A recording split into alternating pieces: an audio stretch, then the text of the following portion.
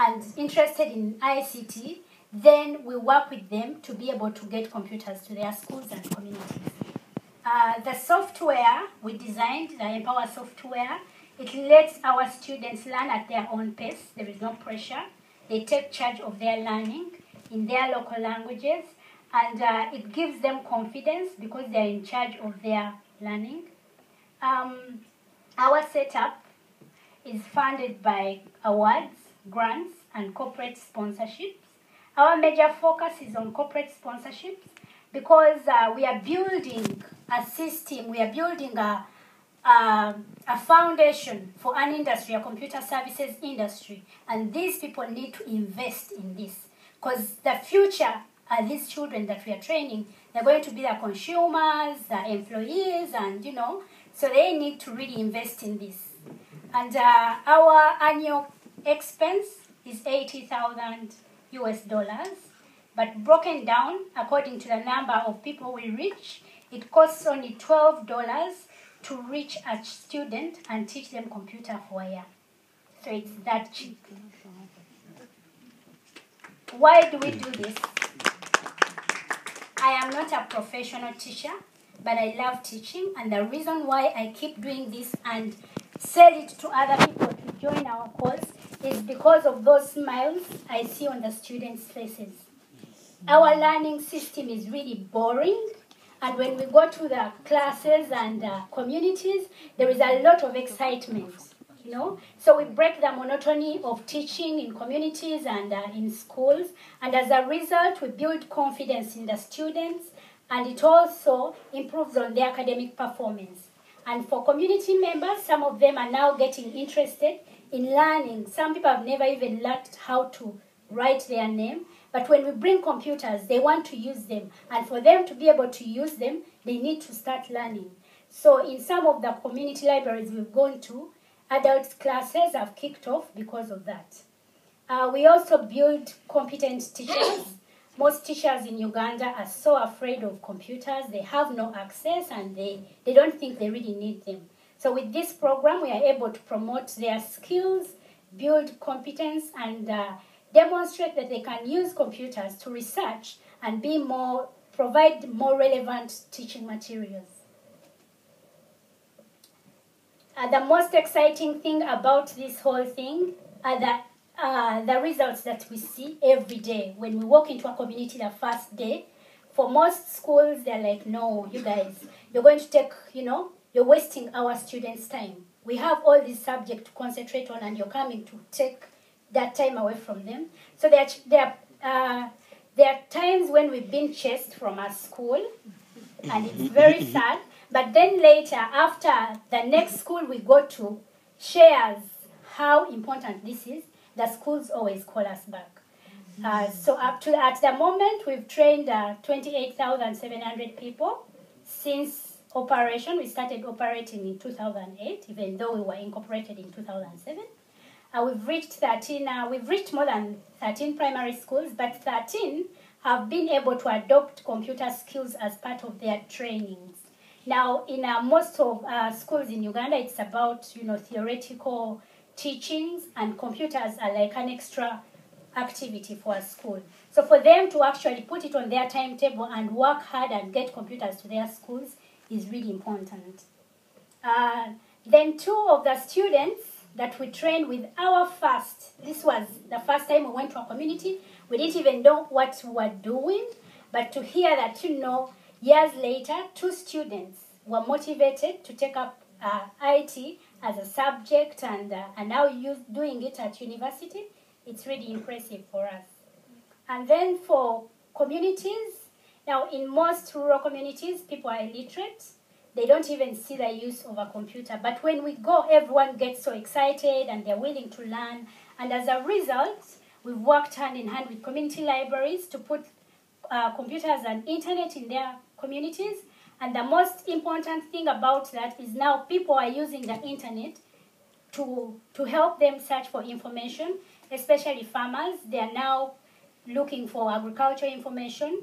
And our most recent success story is one of the farmers groups in one of the libraries that we trained was able to get new species of trees, and they are selling these trees to their community members, schools, and they're getting income from that. So it's really empowering to see that people are actually benefiting from that.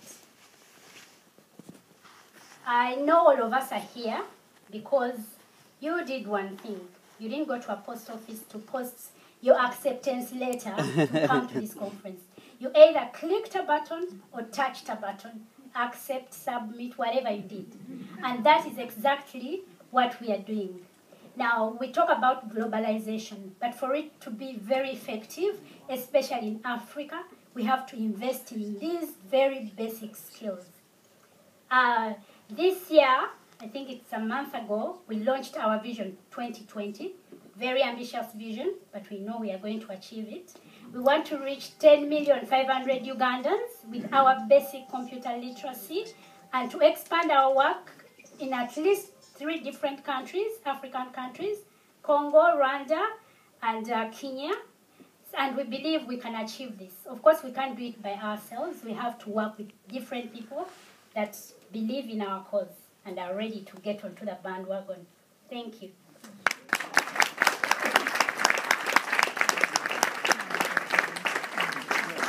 Anyone has any questions?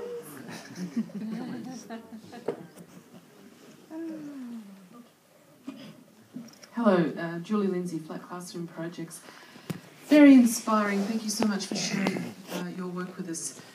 Can you tell us, I'm interested in your, as part of your vision, perhaps between now and 2020 or beyond, about connecting your students and your schools with the world through internet access, and what plans you might have for that, and how that might be part of the education and connecting globally with other students of their own ages and learning with and from them. Thank you very much. Now, one of the things we are doing is we are really trying to work hand in hand with the government, the schools, and different partners to get computers into these places, because that is the first step, and then get resources around. Right now, we have students that we go to during holidays and teach them how to Facebook and do Twitter, and we hope that is like a stepping stone for them to actually start sharing information. And of course, most of them want to get pen pals and all that, but there is no sustainable way of doing it at the moment, but that's something we also want to do. Thank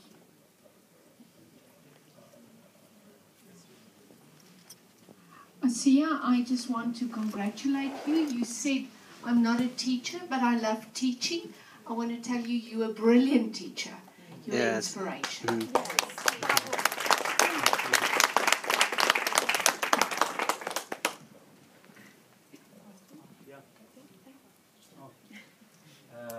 Anwar Abdelbaki. I'm from Reach Out to Asia in Qatar.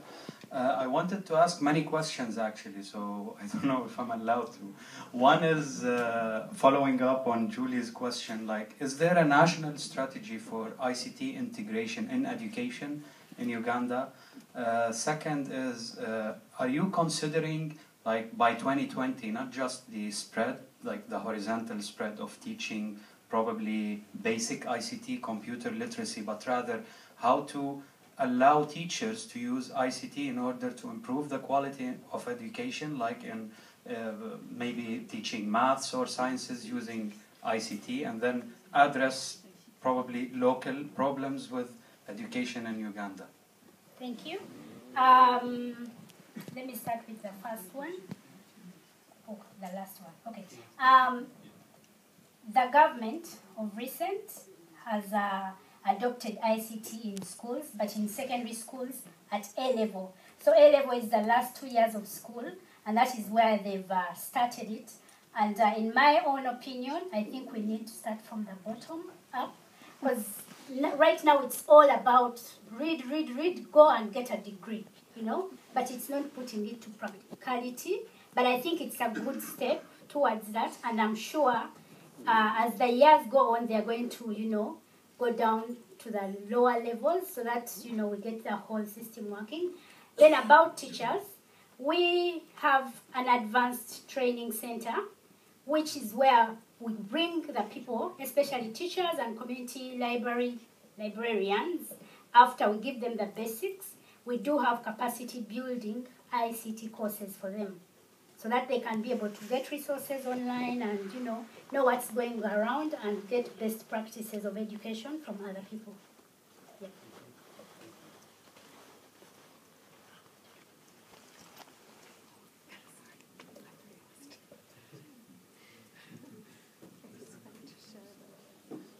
Hello, Merrick Schaefer from the World Bank. Work a lot in Uganda, spent a long time in Kampala, a wonderful country. I was wondering if you could speak a little bit about how long the mobile training unit works in each village or with each school, like, and roughly, just in 3 sentences, what the breadth of the curriculum looks like. Okay. In schools, we are there the entire school year, and we introduce basic computer skills, how to use a mouse, keyboard, in the first term. Our school year has 3 terms. Then we go progressing. By the end of the year, a student can start a computer, write a simple document, and print it. Then for communities, we are usually there between 2 to 3 weeks, and it's mainly about basics. How can you write a document? If you're searching for information, how can you do it?